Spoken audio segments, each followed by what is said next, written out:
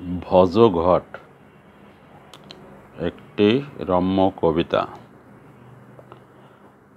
চা দিয়ে মুড়ি নাকি মুড়ি দিয়ে চা, কি দিয়ে কি খাবো মাথায় আসে না।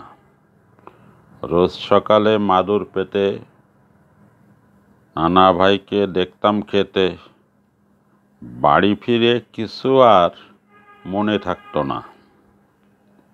কারে শোধাই মায়ের কাছে যাই অবশেষে, আমার কথা শুনে মা গড়িয়ে মরে হেসে।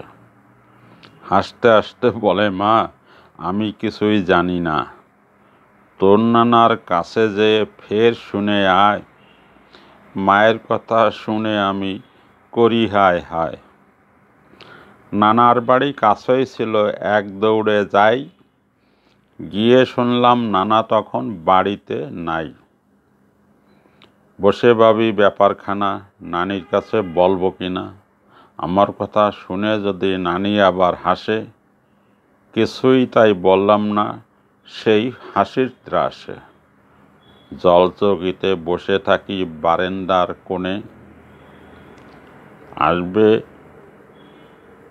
নানা কখন কোন শুভক্ষণে। মাহেন্দ্রক্ষণ ঘনিয়ে এলো, নানা এসে হাজির হলো। বললাম নানা, আমার একটা প্রশ্ন আছে। নানা বলল, আগে আয় আমার কাছে। সব কিছু শুনে নানা বুঝিয়ে আমায় বলে, যেভাবেই তুই খাবি নানা সেইভাবেই চলে। খেয়ে দে তুই বাড়ি যা, উল্টাপাল্টা ভাবিস না। কেটে গেল অনাবশ্যক ভাবের ভজঘট, এখন আমি খাওয়া দাওয়া করি ফটাফট।